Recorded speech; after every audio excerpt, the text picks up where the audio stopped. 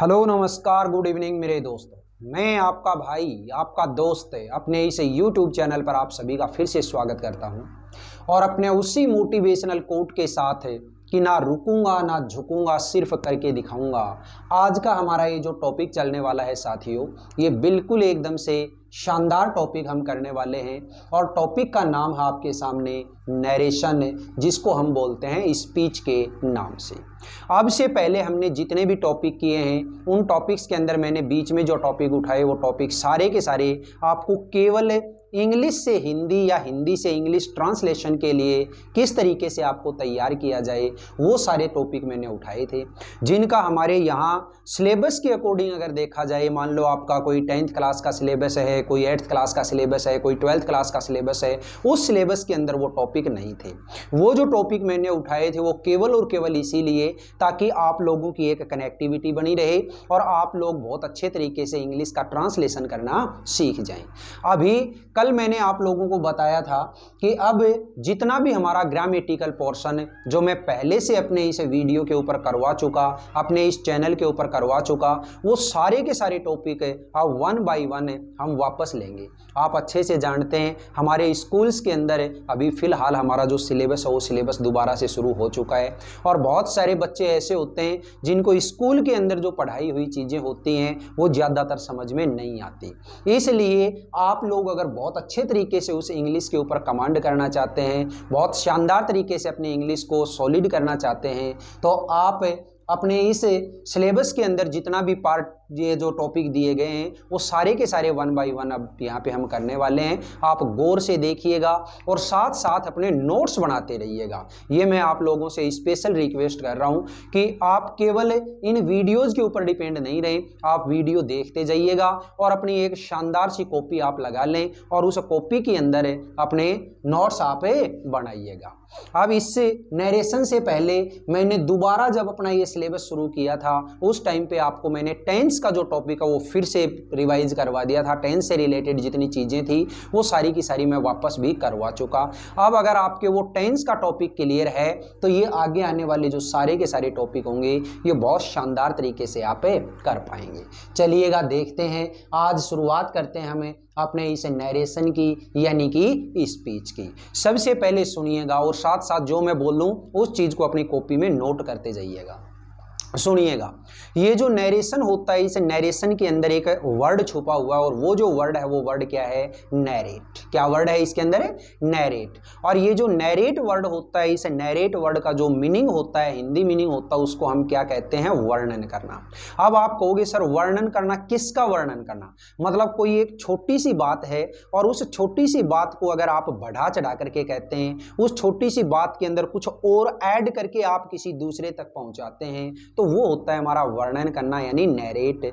और उस नैरेट से ही हमारा क्या बना है? ये नरेशन बना है। ये जो नरेशन है, इस नरेशन के अंदर अभी अभी मैंने बताया छोटी सी बात के अंदर कुछ और ऐड करना। वैसे हमारी एक आदत होती है कि अगर मैं आप लोगों के सामने अभी एक इतनी सी बात बोल दूं, आप किसी दूसरे के सामने जाके बताओगे तो वो आप इतनी नहीं बताओगे, कम से कम इतनी तो उसको बढ़ाओगे, ठीक है।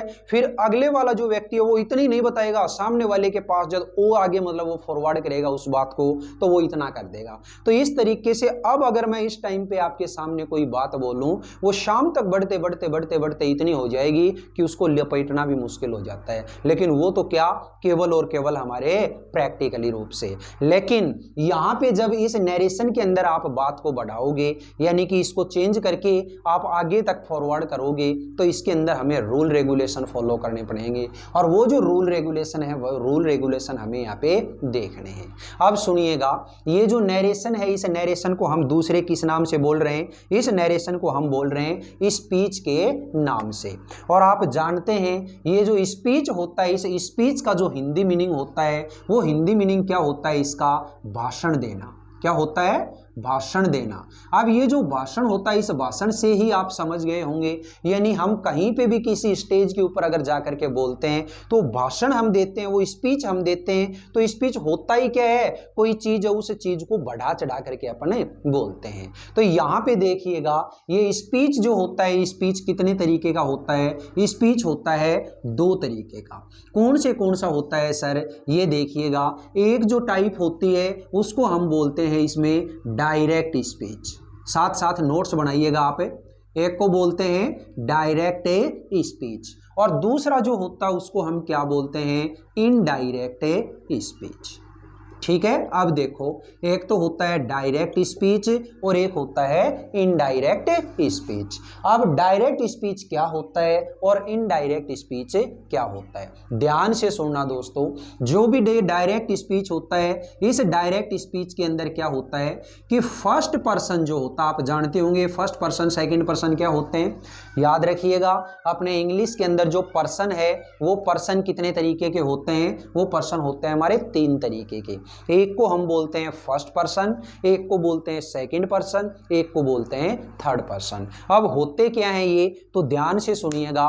फर्स्ट पर्सन यानी कि स्पीकर, बात को बोलने वाला जो होता है उसको हम कहते हैं फर्स्ट पर्सन। एक होता है सेकंड पर्सन। सेकंड पर्सन के अंदर, फर्स्ट पर्सन के अंदर तो क्या क्या चीजें इंक्लूड होती हैं? एक तो आई और एक वी। ठीक है, आई और ए वी। एक होता है सेकंड पर्सन, तो सेकंड जो पर्सन होता है उस सेकंड पर्सन के अंदर केवल एक ही चीज आती है, क्या? तुम, यानी कि यू। ठीक है, अब यू अगर आप अकेले के लिए काम में ले रहे हैं तब तो वो सिंगुलर, और यू अगर आप कई सारे लोगों के लिए काम में ले रहे हैं तो प्लूरल। लेकिन हम यहाँ पे यू जो होता है उस यू को हमेशा हम प्लूरल के रूप में ही ट्रीट करते हैं। तो यू जो होता है ये सेकंड पर्सन, और सेकंड पर्सन कौन है? यानी कि जिसके सामने बात बोली जाती है, यानी कि जो लिसनर होता है वो लिसनर क्या होता है? बात को सुनने वाला क्या है? Second person. तो याद रखिएगा, जो डायरेक्ट स्पीच होता है, इस डायरेक्ट स्पीच में सिर्फ 2 ही चीजें होती हैं। एक तो फर्स्ट पर्सन, फर्स्ट पर्सन को हम यहाँ पे क्या बोलेंगे? हम यहाँ पे फर्स्ट पर्सन को बोलेंगे स्पीकर। क्या बोलेंगे? स्पीकर। और एक दूसरा जो होता है वो क्या होता है? Second person. और सेकंड जो पर्सन होता है इसको हम यहाँ पे क्या बोलेंगे? लिसनर। क्या बोलेंगे? लिसनर। ठीक है, यानी कि ये स्पीकर होता है, ये तो बात को बोलने वाला। क्या है? बात को बोलने वाला। और लिसनर जो होता है, ये लिसनर क्या होता है? बात को सुनने वाला।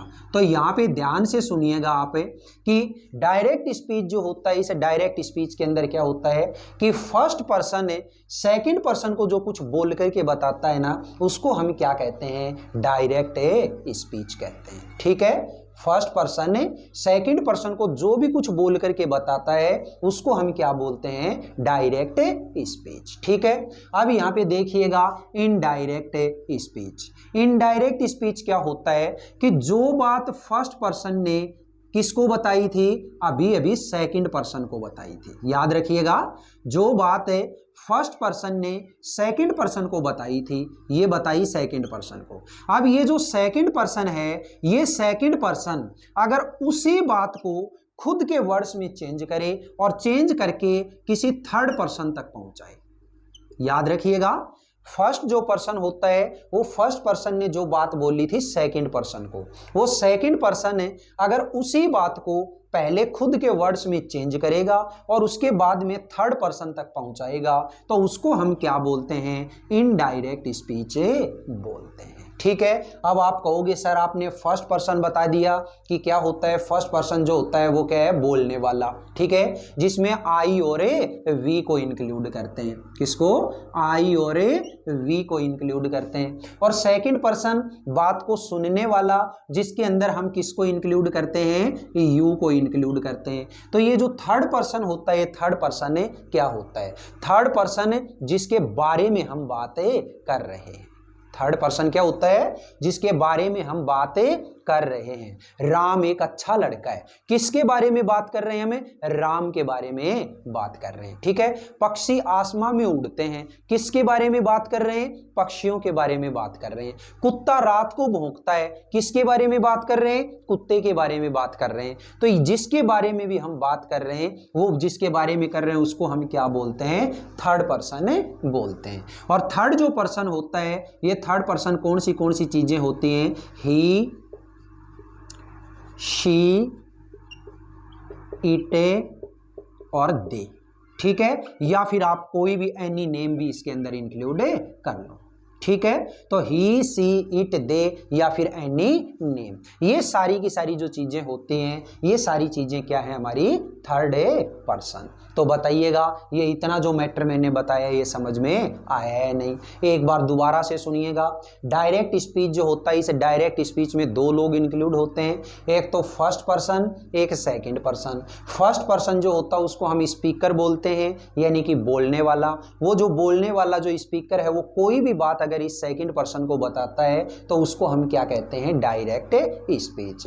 इस फर्स्ट पर्सन में हम आई और वी को इंक्लूड करते हैं, और सेकंड जो पर्सन होता है उसमें यू को इंक्लूड करते हैं। अब यहां पे देखिएगा, इनडायरेक्ट स्पीच क्या है कि फर्स्ट पर्सन ने सेकंड पर्सन को जो कोई बात बोली थी, उसी बात को सेकंड पर्सन ने पहले अपने खुद के वर्ड्स में चेंज करे और उसके बाद में थर्ड पर्सन तक पहुंचाए, तो उसको हम क्या कहते हैं? Indirect speech.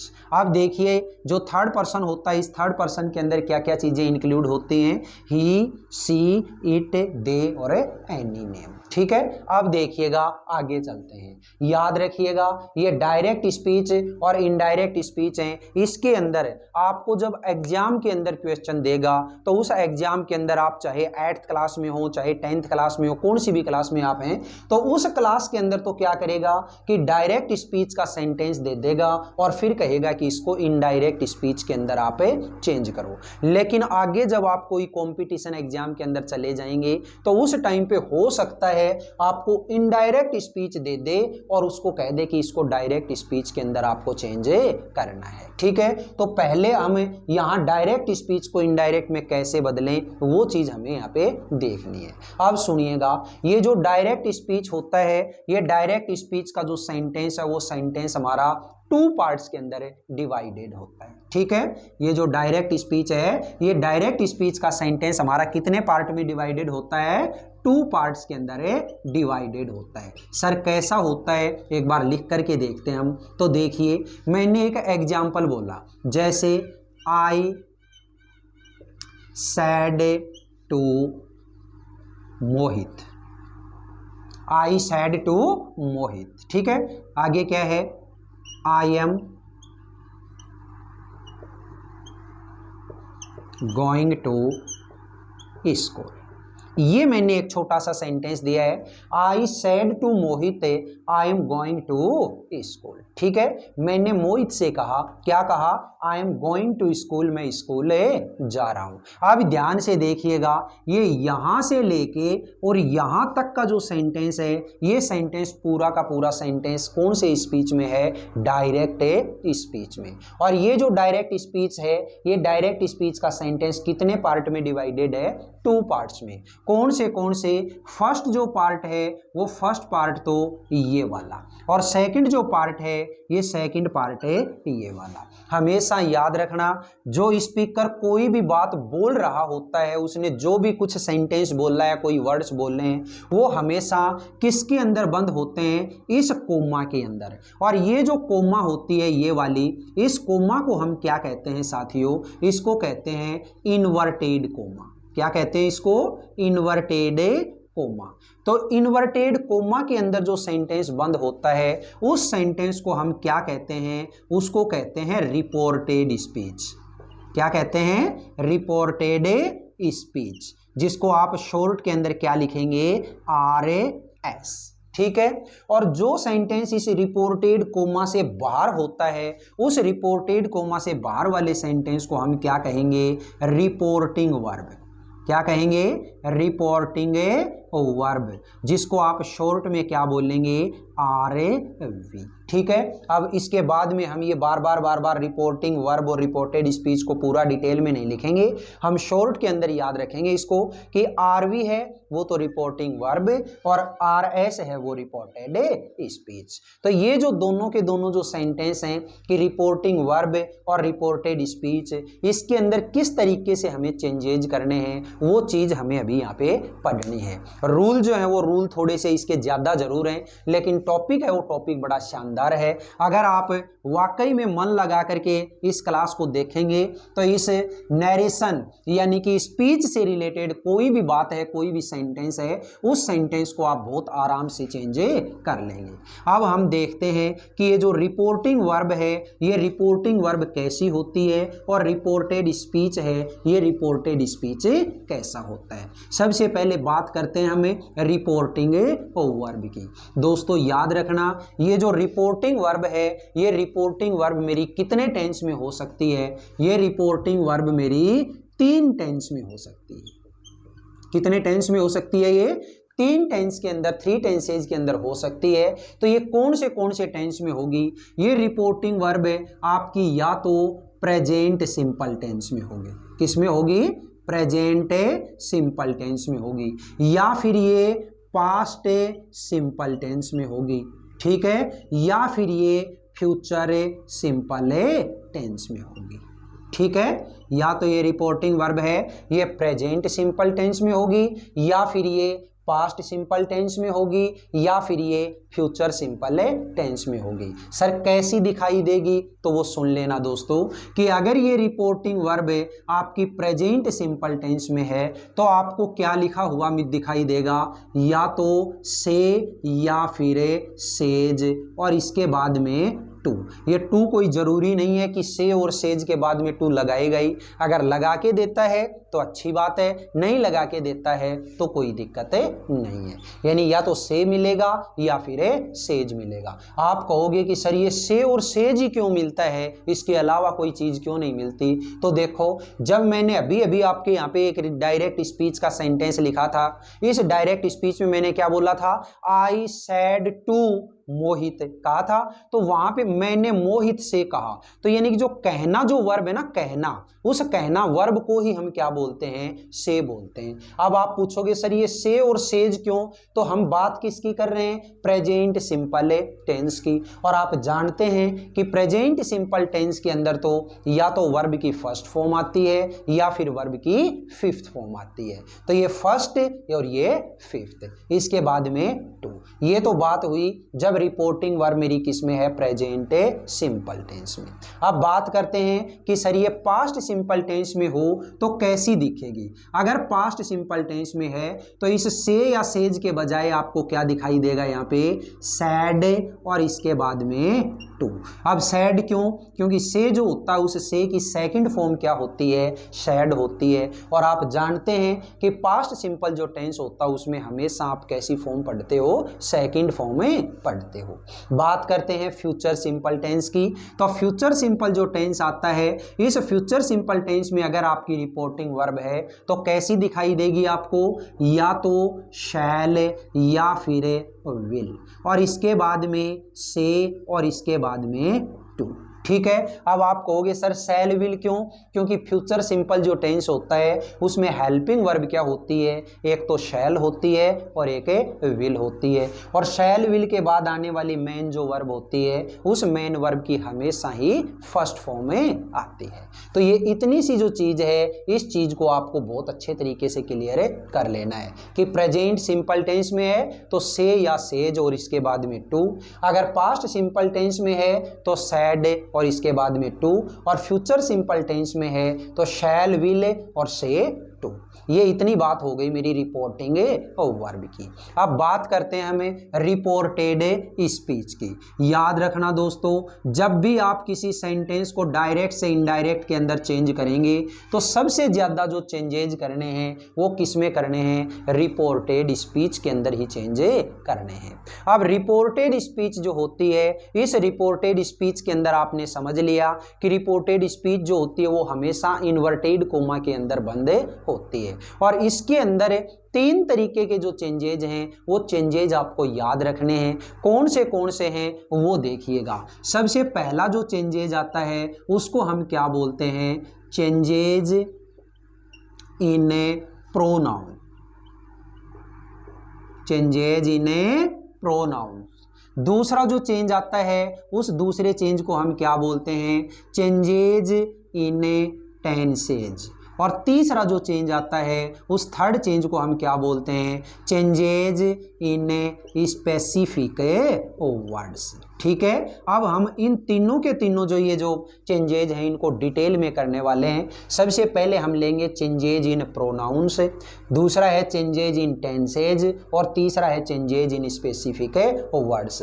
अगर ये तीनों चेंज जो है, ये तीनों चेंज अगर आप लोगों ने बहुत अच्छे तरीके से याद कर लिए, मैं गारंटी के साथ कह सकता हूँ कि नरेशन यानी कि स्पीच का जो टॉपिक है, ये स्पीच का टॉपिक आप बहुत अच्छे तरीके से कर लेंगे। चलिए बात करते हैं हम सबसे पहले इस चेंजेज इन प्रोनाउन के। और ये जो चेंजेज इन प्रोनाउन है, इस चेंजेज इन प्रोनाउन को अच्छे तरीके से हम डिटेल के अंदर अभी करेंगे। ध्यान से सुनिएगा साथियों, और साथ साथ मैं बार बार आपको बीच में बोल रहा हूं कि अपनी कॉपी के अंदर आप नोट्स बनाते जाइएगा, क्योंकि नोट्स ही एकमात्र ऐसा साधन है जो आपको आपकी एग्जाम के अंदर बहुत शानदार तरीके से परफॉर्म करवा सकते हैं। ठीक है, किसी दूसरे के ऊपर डिपेंड नहीं रहना हमें कि हम तो बस वीडियो देख लेंगे, हम ये कर लेंगे, हम उससे पूछ लेंगे। जब तक अपने हाथ से मेहनत नहीं करोगे तब तक ये जो टॉपिक हैं, और यही टॉपिक क्या कोई हो पढ़ाई से रिलेटेड, आप अपने हाथ से मेहनत अगर नहीं करेंगे तो हम सक्सेस नहीं हो सकते। इसलिए आपको अपने हाथ से प्रैक्टिस करनी ही पड़ेगी। तो देखिएगा, सबसे पहले हम बात करते हैं changes in A pronounce.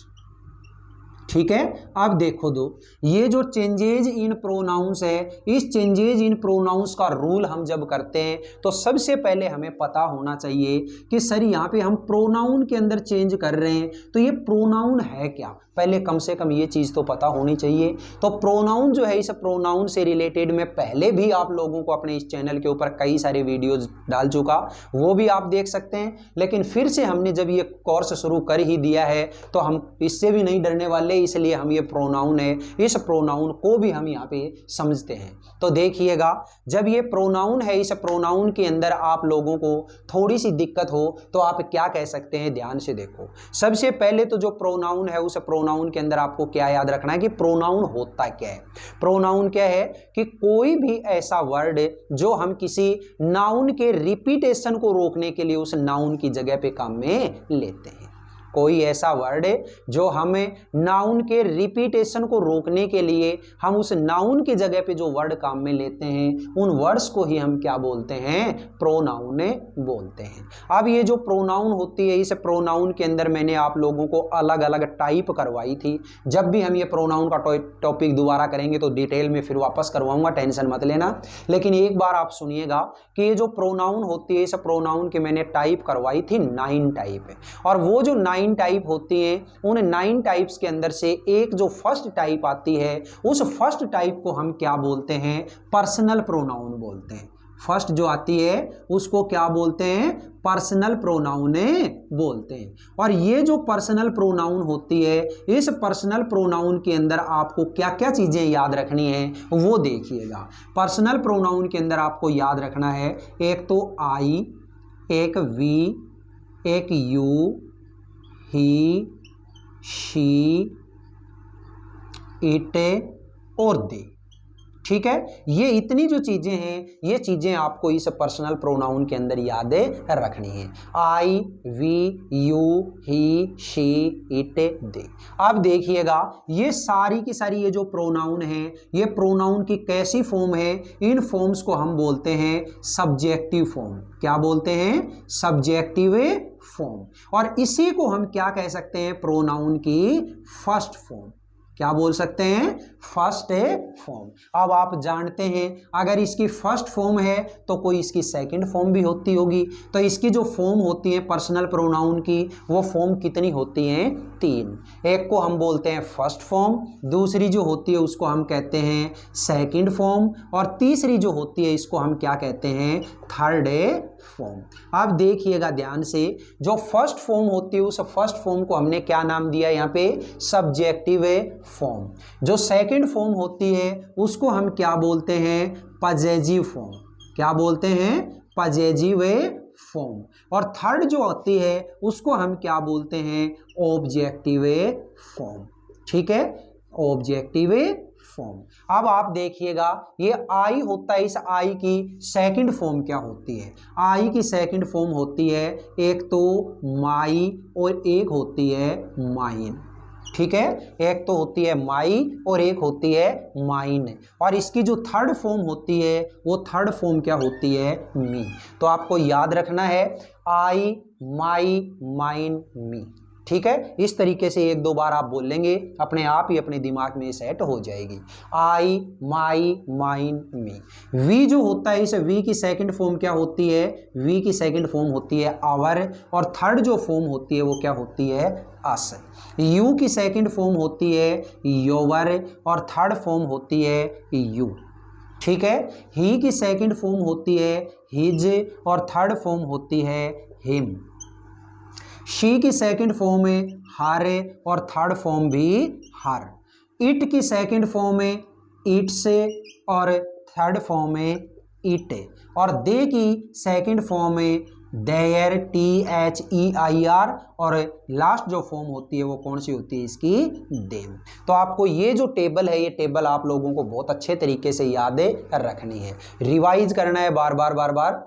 I, my, mine, me. We, our, us. You, your, you.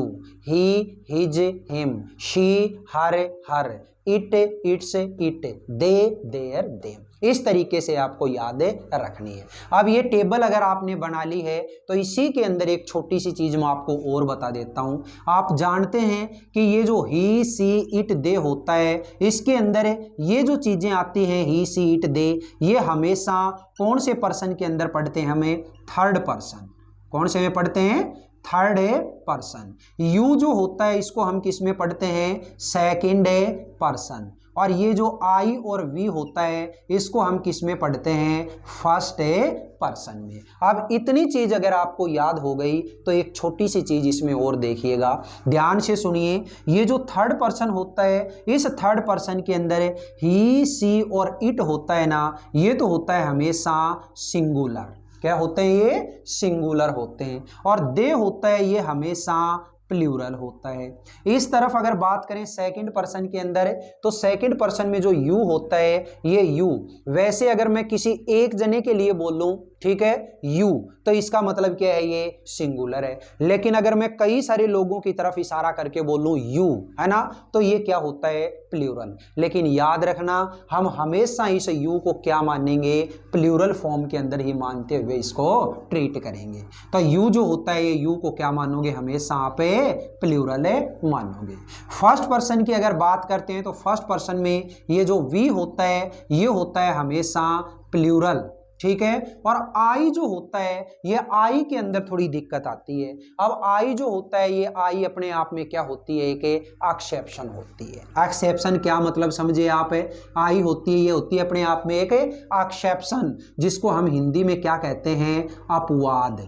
आई अपने आप में क्या है, एक अपवाद है। कैसे, आप जो आई है, इस आई को कभी तो सिंगुलर की तरह से ट्रीट करने लग जाते हैं और कभी प्लूरल की तरह से ट्रीट करने लग जाते हैं। लेकिन अगर आपके सामने केवल दो ही ऑप्शन हो कि बताओ आई जो है, ये आई सिंगुलर है या फिर प्लूरल है, और आपको दोनों में से किसी एक को सिलेक्ट करना ही करना है, ये भी आपकी मजबूरी है। ठीक है, कोई तीसरा आपके पास में ऑप्शन है ही नहीं। इसलिए जब भी आपको कोई ये बोले कि बताओ आई है, ये आई कैसा पर्सन है, सिंगुलर है या प्लूरल, वैसे तो मुझे पता है कि आई इज एन एक्सेप्शन, आई है वो अपने आप में क्या है, एक अपवाद है। लेकिन लेकिन अगर आपको कोई बोल दे कि आपको बताना ही है कि जो आई है ये आई क्या है, तो आई जो है इस आई को आप क्या मानोगे, आई को मानोगे आप सिंगुलर।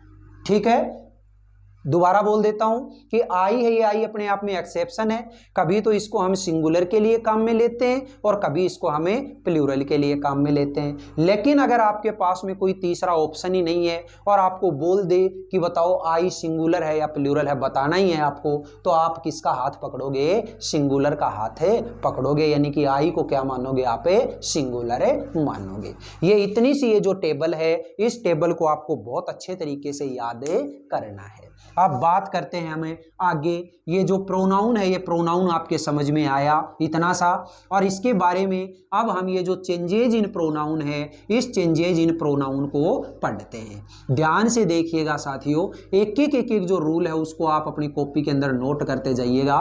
तो ये जो चेंजेज इन प्रोनाउन है, इस चेंजेज इन प्रोनाउन के अंदर हमें इसके 3 सब रूल पढ़ेंगे। कौन से? सबसे पहला जो इसका सब रूल आता है वो सब रूल क्या होता है? वो पहला सब रूल ये कहता है कि यदि रिपोर्टेड स्पीच में, ध्यान से सुनना, अब ये जो रिपोर्टेड स्पीच है ये अपने दिमाग के अंदर आनी चाहिए कि सर रिपोर्टेड स्पीच है कौन सी, पहले वाला पार्ट है या फिर दूसरे वाला पार्ट।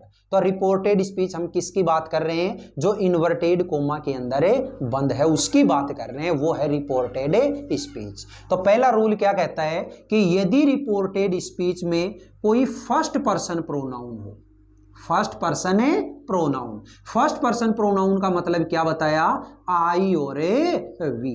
अब आप अकेला आई और वी को मत लेके बैठना, क्योंकि अभी अभी मैंने ये जो टेबल बताई है उस टेबल के अंदर आई की सेकंड फॉर्म है और थर्ड फॉर्म बताई, इसी तरीके से वी की सेकंड फॉर्म है और थर्ड फॉर्म है बताई। तो आप सारी की सारी चीजों को इंक्लूड करेंगे, आई, my, mine, me, we, our, अस, इन सारी की सारी चीजों को इंक्लूड करना है। तो ये जो आई और वी है, इस आई और वी के अंदर हम क्या देखेंगे कि यदि रिपोर्टेड स्पीच में फर्स्ट पर्सन है यानी आई और वी आ जाए तो आप सेंटेंस को इनडायरेक्ट स्पीच के अंदर चेंज करते टाइम में किसके अकॉर्डिंग उसको बदलेंगे, रिपोर्टिंग वर्ब के सब्जेक्ट के अकॉर्डिंग। अब रिपोर्टिंग वर्ब जो है, ये रिपोर्टिंग वर्ब क्या है मेरी, इन्वर्टेड कोमा से बाहर वाला सेंटेंस। तो ये जो इन्वर्टेड कोमा से बाहर वाला जो सेंटेंस है उसको हम रिपोर्टिंग वर्ब बोल रहे हैं, और इस रिपोर्टिंग वर्ब का जो सब्जेक्ट है, इस रिपोर्टिंग वर्ब के सब्जेक्ट के अकॉर्डिंग किसको बदलेंगे, हमें इस फर्स्ट पर्सन को, यानी कि आई और वी, और इस आई और वी के जितने भी बीवी बच्चे हैं वो सारे, यानी कि आई था, उस आई का जो बीवी है वो कौन सी, माई और माइन, और उसका बच्चा क्या बताया मैंने, मी, और वी है उस वी के अंदर आवर और अस। तो ये जो I, we, my, mine, me, our और अस, ये सारी की सारी चीजें हमारी फर्स्ट पर्सन के अंदर इंक्लूड करेंगे, और फर्स्ट पर्सन के अंदर इंक्लूड करेंगे तो इनको जब भी इनडायरेक्ट में सेंटेंस चेंज करेंगे तो उसको किसके अनुसार बदलेंगे, हमें रिपोर्टिंग वर्ब के सब्जेक्ट के अनुसार। चलिए एक एग्जाम्पल करते हैं, और वो जो एग्जाम्पल है वो एग्जाम्पल मैंने लिया, जैसे सपोज करिएगा, क्लास के अंदर ही आ जाओ भाई, हाँ भाई, तो देखिए मैंने एक छोटा सा एग्जाम्पल दिया, जैसे नेहा सैड टू रोहित,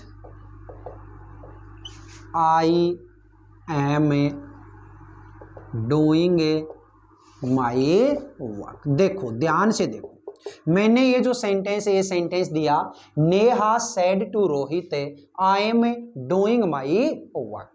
तो देखिएगा, आपने देखा कि ये जो सेंटेंस है ये तो है मेरा रिपोर्टिंग वर्ब और ये है रिपोर्टेड स्पीच। जब भी आप सेंटेंस के अंदर किसी तरीके का कोई इनडायरेक्ट स्पीच के अंदर चेंज करोगे, आपको तो सबसे पहले ये वाला जो सेंटेंस है इस सेंटेंस में नजर डालनी है, और इस पे नजर डालनी है तो ये सेंटेंस आपको देखना है कि ये जो सेंटेंस है ये सेंटेंस के अंदर दो चीजें फाइंड आउट करनी है, एक तो इस सेंटेंस की टाइप और एक इस सेंटेंस का टेंस। सबसे पहले आपने देखा कि सर ये जो टाइप है, टाइप कैसी है, ये टाइप है मेरी सिंपल, यानी कि अफर्मेटिव सेंटेंस है।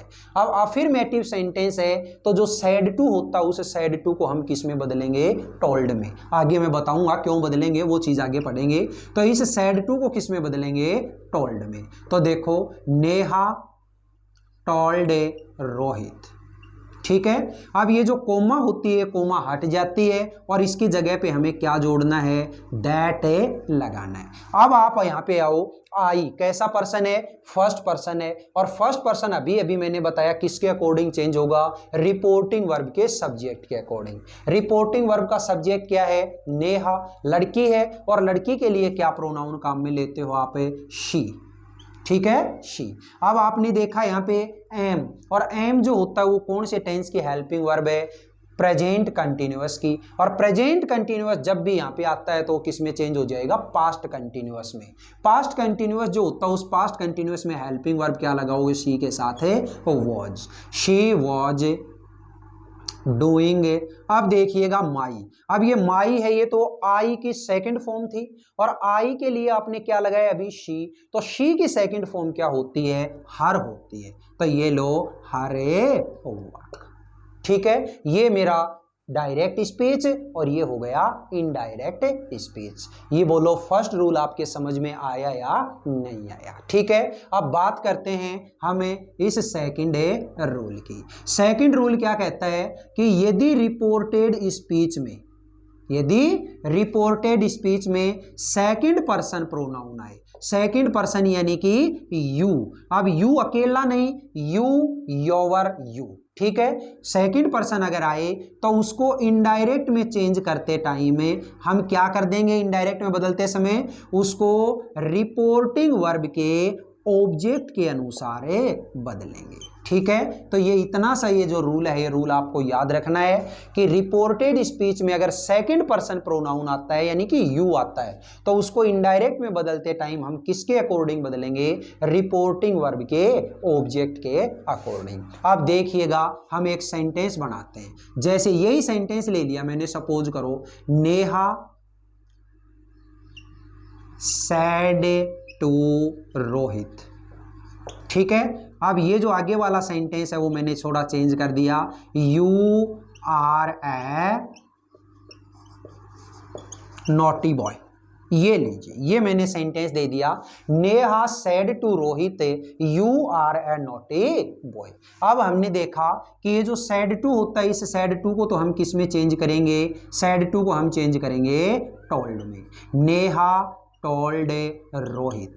दोनों सेंटेंस को जोड़ने के लिए हम ये कोमा हटाने के बाद किससे जोड़ेंगे, दैट से। अब देखो रिपोर्टेड स्पीच यहां से शुरू हो गई, और शुरू हो गई तो यहां पे क्या लिखा हुआ है, यू, और आप जानते हैं you is a second person and second person will be changed according to object of a reporting verb. Object क्या है यहाँ पे, रोहित लड़का है, और लड़के के लिए क्या काम में लेंगे, ही। अब देखिए आर वही सेम टेंस है, present continuous will be changed into past continuous, और पास्ट कंटिन्यूअस में ही के साथ क्या लगाओगे, was, he was a naughty boy, ठीक है। तो ये तो था मेरा डायरेक्ट स्पीच और ये हो गया इनडायरेक्ट स्पीच। बोलिए दोनों रूल समझ में आए कि नहीं आए? अगर समझ में आ गए हैं तो अब हमें थर्ड जो रूल है उस थर्ड रूल की तरफ बढ़ते हैं। थर्ड जो इसका सब रूल है चेंजेज इन प्रोनाउन का। तो थर्ड जो सब रूल है वो थर्ड सब रूल क्या कहता है वो ध्यान से देखिएगा। अभी अगर ये दोनों समझ में आ गए हैं तो वो थर्ड रूल भी आपके बहुत अच्छे तरीके से समझ में आएगा। देखिएगा दोस्तों, थर्ड जो सब रूल है वो थर्ड सब रूल क्या कहता है, इसका थर्ड सब रूल कहता है कि यदि रिपोर्टेड स्पीच में थर्ड पर्सन प्रोनाउन आए, थर्ड पर्सन प्रोनाउन आए, थर्ड पर्सन प्रोनाउन का मतलब है ही, शी, इट, दे और एनी नेम, ये भी आप इसके अंदर इंक्लूड करना, ठीक है। He, she, it, they, any name, यानी थर्ड पर्सन प्रोनाउन अगर आ जाता है तो उसको इनडायरेक्ट में बदलते टाइम में हमें चेंज नहीं करेंगे, यानी कि नो चेंज, ठीक है। इनडायरेक्ट में जब हम सेंटेंस को चेंज करेंगे तो ही है तो ही का ही रखेंगे, शी है तो शी रखेंगे, इट है तो इट रखेंगे, दे है तो दे रखेंगे और किसी का नाम है तो नाम है सेम रखेंगे, उसको हम किसी तरीके से चेंज नहीं करेंगे। तो देखिए एक एग्जाम्पल लिया मैंने, सेम वही सेंटेंस लिख देता हूं, ये लीजिएगा, Neha said to Mohit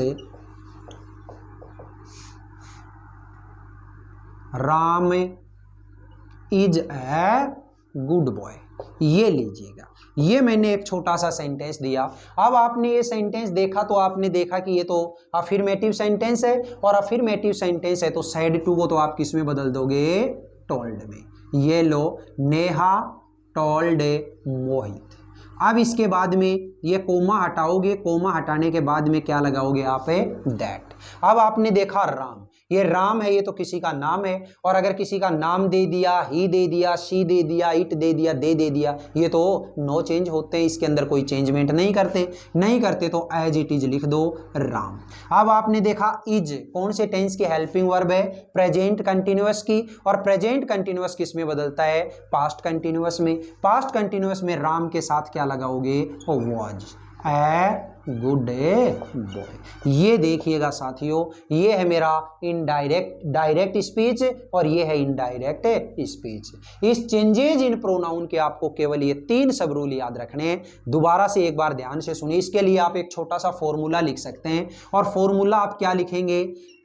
SON divide by 1 2 3। ये एक छोटा सा फॉर्मूला अगर आप याद रख लेंगे तो इस चेंजेज इन प्रोनाउन के रूल में किसी तरीके की आपको कोई दिक्कतें नहीं होगी। मतलब क्या हुआ? ये देखो, अगर रिपोर्टिंग वर्ब के अंदर है, रिपोर्टेड स्पीच के अंदर है, फर्स्ट पर्सन प्रोनाउन आता है तो वो किसके अकॉर्डिंग चेंज हो जाएगा? रिपोर्टिंग वर्ब के सब्जेक्ट के अकॉर्डिंग। अगर रिपोर्ट, सेकंड सब रूल क्या कहता है कि अगर रिपोर्टेड स्पीच के अंदर सेकंड पर्सन प्रोनाउन आता है तो वो किसके अकॉर्डिंग चेंज हो जाएगा? रिपोर्टिंग वर्ब के ऑब्जेक्ट के अकॉर्डिंग। और अगर थर्ड पर्सन प्रोनाउन आता है तो वो नो चेंज। तो ये छोटा सा फॉर्मूला आपको याद रखना है, सन डिवाइड बाय 1 2 3। ठीक है, फर्स्ट पर्सन है सब्जेक्ट के अकॉर्डिंग, सेकंड पर्सन है ऑब्जेक्ट के अकॉर्डिंग, और थर्ड पर्सन है तो नो चेंज। ठीक है, ये था मेरा चेंजेज इन प्रोनाउंस का रूल। ठीक है, बताइएगा आज की ये जो छोटी सी क्लास थी, इस क्लास में मैंने जितना कुछ आपको करवाया ये समझ में आया या नहीं आया? करवाने को मतलब ये जो आगे मतलब जो changes in tenses, changes in specific words है, ये सारे के सारे रूल भी एक साथ करवा सकते हैं, कोई बड़ी चीज़ नहीं है। लेकिन सारे अगर एक साथ करवा दिए जाएंगे तो सब कुछ अपने करे कराए पे पानी फिर जाएगा, सब कुछ बराबर हो जाएगा। इसलिए मैं नहीं चाहता कि जो चीज़ मतलब आप लोगों को यहाँ पे पढ़ाई वो सब बराबर हो जाए, ऐसा नहीं करना हमें बिल्कुल एकदम धीरे धीरे डोजेज के रूप में ये चीज़ें सारी की सारी अपने दिमाग में सेट करनी है। तो आज की इस क्लास के अंदर मैंने इस नरेशन के बारे में जो कुछ ओवरव्यू है वो बताया, और इसका फर्स्ट जो ये चेंजेज इन प्रोनाउन का रूल है ये बताया। आप बहुत अच्छे तरीके से घर बैठ करके अपनी ये वीडियो देखते हुए आप अपनी कॉपी के अंदर नोट्स जरूर बनाइएगा, और उसको बार बार आप रिवाइज करिएगा। एक दूसरी चीज मैं आपको और बता दूं कि जब भी इसके बाद में अगली क्लास मतलब मैं लेके आऊं तो उस टाइम पे जितना भी मैंने इस क्लास में करवाया है ना, वो सारा का सारा एक बार 2 मिनट में फिर से रिवाइज करवाऊंगा। मतलब हर टॉपिक को इतना ही बार रिवाइज करवाऊंगा मैं खुद, ताकि वो टॉपिक खुद कहने लग जाए कि हाँ अब तो छोड़ दे, ठीक है अब तो समझ में आ ही गया। तो इसलिए बार बार हम रिवाइज करेंगे, और आपको पता है कोई भी चीज अगर आप बार बार रिवाइज करते हैं तो वो हमारे दिमाग में हमेशा के लिए सेट हो जाती है। ठीक है, आपने सुना भी होगा कि करत करत अभ्यास के जड़मती होत सुजान, रस्सी आवत जात के पाहन पड़े निशान। यानी कि अभ्यास करने से हम कितना कुछ हासिल कर सकते हैं। एक पत्थर होता है, उस पत्थर के ऊपर भी अगर आप बार बार रस्सी को इस तरीके से लगाते रहोगे तो एक दिन ऐसा आएगा कि वो रस्सी है, उस रस्सी की वैसे पत्थर के सामने कोई औकात नहीं है, लेकिन वो पत्थर, उस पत्थर के ऊपर भी रस्सी का निशान पड़ जाएगा। इसलिए मैं कहता हूं आपको कि आपको बार बार अभ्यास करना है, बार बार इसको रिवाइज करते रहना है। ठीक है, तो बताइएगा साथियों आज की जो क्लास थी ये क्लास आपको कैसी लगी? थोड़ा सा ज्यादा मतलब बड़ी क्लास हो गई वैसे देखा जाए तो, बाकी दिनों को देखें तो थोड़ी बड़ी क्लास अपनी है। तो ये जो क्लास थी ये क्लास आपको कैसी लगी? अगर ये क्लास वाकई में आपको अच्छी लगी है, आपके लिए बहुत हेल्पफुल साबित हो रही है, तो इस क्लास को आप ज्यादा से ज्यादा लाइक करिएगा, शेयर करिएगा, कमेंट बॉक्स में कमेंट करके जरूर बताइएगा। और अपने इस चैनल को अगर आपने अभी तक सब्सक्राइब नहीं किया है तो प्लीज इस चैनल को सब्सक्राइब करके पास वाले बेल आइकन को जरूर प्रेस करिएगा। फिर मिलेंगे अपन अगले वीडियो में, तब तक के लिए आप हंसते रहिए, मुस्कुराते रहिए और बहुत शानदार तरीके से अपनी इन क्लासेज का आनंद लेते रहिए। All the best, see you again next time.